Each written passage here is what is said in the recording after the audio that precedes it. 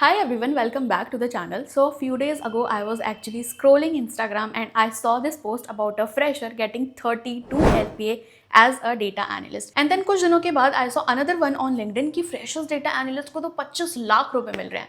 तो अगर आप भी data analytics field को explore कर रहे हो, chances are कि आपने भी ऐसे कई सारे posts देखे होंगे. And after seeing them, most people start asking the same question कि यार data analyst को actually में इतने ज़्यादा पैसे मिल रहे हैं क्या? Because if every other person on LinkedIn is making 25 to 30 lakhs, then either this industry is printing money or we are not being told the full story. तो मैंने जब अपना career start किया था, I was nowhere close to these numbers. In fact, I started from the very bottom layer of this pyramid. And by the end of this video, you will probably be able to estimate कि आज के date में मैं किस layer में आती हूँ. Because today I'm going to show you the salary pyramid nobody talks about, जहाँ पे सबसे ज़्यादा data analyst actually में belong करते हैं. You will also come to know why a small percentage earn 5x more than everybody else, and most importantly, what separates someone earning 6 LPA from someone earning 30 LPA. So let's get into it. तो जब भी हम data analyst salaries की बात करते हैं, हम usually उन लोगों की बात करते हैं जो कि 25 लाख, 30 लाख, 40 लाख रुपए कमा रहे हैं. And because social media platforms पर ऐसे पोस्ट को बहुत ही ज़्यादा रीच मिलती है, जिसकी वजह से हमें लगता है कि may be this is normal, but reality इससे काफ़ी ज़्यादा अलग है. ऑफ कोर्स ये लोग एग्जिस्ट करते हैं, but they are exceptions, not the norm. तो सबसे पहले तो मैं आप लोगों को एक कंसेप्ट से इंट्रोड्यूस कराना चाहती हूँ, जिसे personally I call the salary pyramid. And trust me, एक बार आपने ये सैलरी पिरामिड समझ लिया ना, तो सैलरीज को लेकर आपकी जितनी भी कंफ्यूजन है वो सब क्लियर हो जाएगी. तो सबसे पहले आता है लेयर 1. ये पिरामिड का बेस लेयर है एंड रफली अराउंड 70 to 75% डेटा एनालिस्ट इसी लेयर में आते हैं, यानी कि आप मेजॉरिटी बोल सकते हो. ऑन एन एवरेज इन लोगों का जो पैकेज होता है that is somewhere around in between 3 to 8 LPA. इस लेयर में मोस्टली फ्रेशर्स ही होते हैं या फिर वो वाले प्रोफेशनल्स होते हैं जिनके पास 0 to 2 ईयर्स का एक्सपीरियंस होता है. एंड सबसे इंपॉर्टेंट बात यह है कि इनमें से काफ़ी सारे लोग सर्विस बेस्ड कंपनीज में काम कर रहे होते हैं और इनका day to day work usually Excel, dashboards, reporting और बेसिक एसक्यूएल के अराउंड रिवॉल्व करता है. And by the way, when I started my career back in 2020, मैंने भी यहीं से स्टार्टिंग की थी. Layer 2 is the middle layer. These are approximately 20 to 23% of data analyst और इनका पैकेज जनरली 8 से 18 LPA के बीच में होता है. मोस्टली इस लेयर वाले लोगों को ना थोड़ी सी एडवांस स्किल्स भी आती हैं, जैसे कि उनको पाइथन आता है, A to B टेस्टिंग की नॉलेज होती है, क्लाउड की भी काफ़ी ज़्यादा अच्छी नॉलेज होती है. एंड ज़्यादातर आप देखोगे कि इस लेयर के लोग कंज्यूमर इंटरनेट कंपनीज में काम कर रहे होते हैं. एग्जाम्पल के लिए स्विगी हो गया, जेप्टो हो गया, etcetera. Layer 3 is senior level और यहाँ आते हैं सिर्फ 4 to 6% people. Average package of these people are in between 18 to 30 LPA. इन लोगों को यूजुअली 5 से 10 सालों का एक्सपीरियंस होता है और इन लोगों को और भी ज़्यादा एडवांस स्किल सेट आते हैं, जैसे कि स्टैट्स, ML मॉडल्स, पाइथन में mastery, etcetera. And most importantly, ये लोग सिर्फ डेटा ही पुल नहीं कर रहे होते हैं, ये लोग स्टेक होल्डर्स से बात करते हैं एंड प्रॉब्लम को एंड टू एंड ओन करते हैं. These people actually work on senior levels like a lead.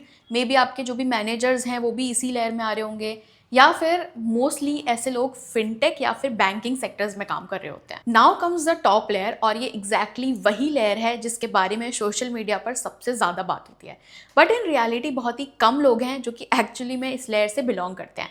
रफली around 3 to 5% people.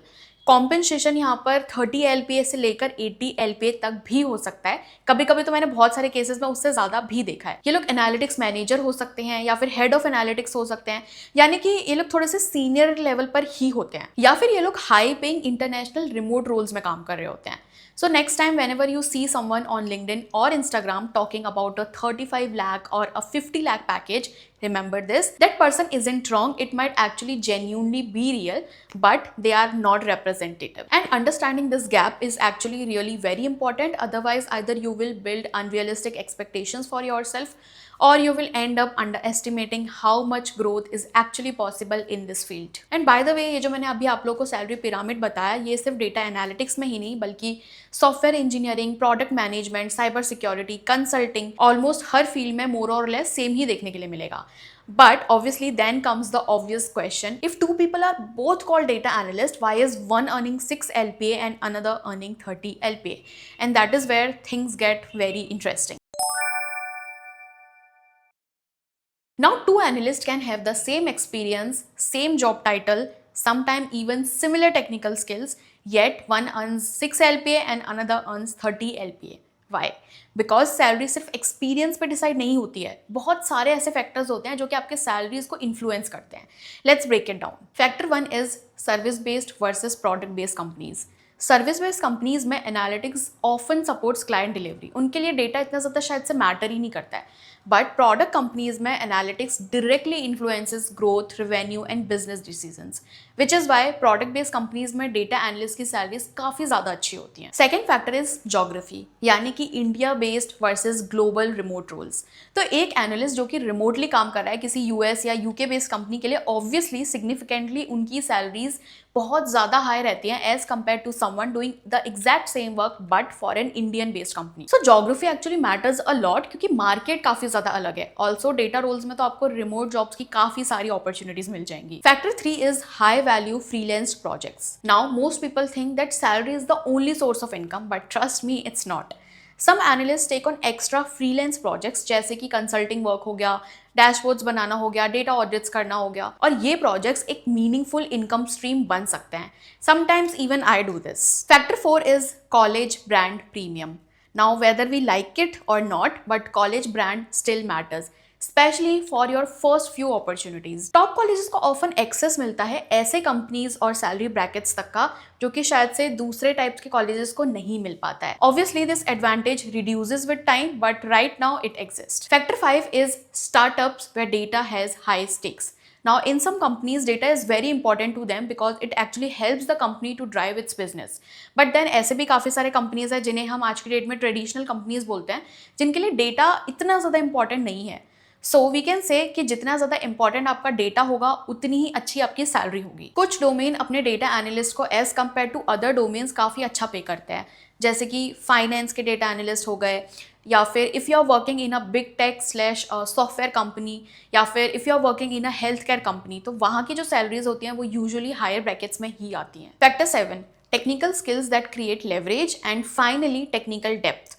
Strong SQL, Python, experimentation, statistics, data modeling, cloud concepts, these skills don't guarantee high salaries, but they dramatically increase your ceiling because they allow you to solve bigger and more valuable problems, and that's ultimately what companies want.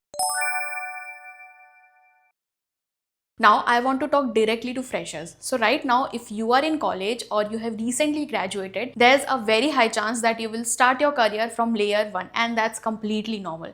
For example, when I started my career, my first package was around 5 LPA. Not 20, not 30, but 5. Which means I started exactly where most people will start, which is layer 1. And honestly, that never bothered me. Now we are finally on that part जिसके लिए शायद से आप लोग इतनी देर से wait करे थे. वैसे तो मैंने इंस्टाग्राम और यूट्यूब पर काफ़ी बार शेयर किया है कि मैंने अपना करियर एक सपोर्ट रोल से स्टार्ट किया था and my first package was around 5 LPA. Back then I actually use to hate tech and coding and that is why I decided कि ठीक है चलो MBA ही कर लेते हैं. And with my full time job I actually started preparing for CAT. I scored approximately 97.84 percentile in CAT, and at the same time I also got an offer from Barclays as a data analyst. The salary Barclays offered me was actually similar to the average package of IIMs, though to be very clear I am not talking about Blackie IIMs here. So at that point, since my target was only Blackie, I decided to go for Barclays instead of pursuing MBA route. फिर मैंने data analytics में 3 साल काम किया जिसके बाद I moved into data science. Currently I am working as a data scientist and काफ़ी बार on and off I also freelance with a startup as a AI orchestrator. So this was my brief career journey. अब आप मुझे बताना comments में कि आपको क्या लगता है कि मैं पिरामिड के कौन से लेयर में आती हूँ. Let's see what do you think. And if there is one thing I want you to take away from this video, it's this. Don't compare your beginning to somebody else's peak. Social media usually shows layer 4, but real careers are built in layer 1. One skill at a time, one project at a time, one promotion at a time. And if you are currently in layer 1, that's perfectly okay. The bad news is that many people focus on wrong things while trying to move up. So in my next video, I'm going to show you the exact 5-step roadmap I would follow if I had to go from 5 LPA to 20 plus LPA all over again.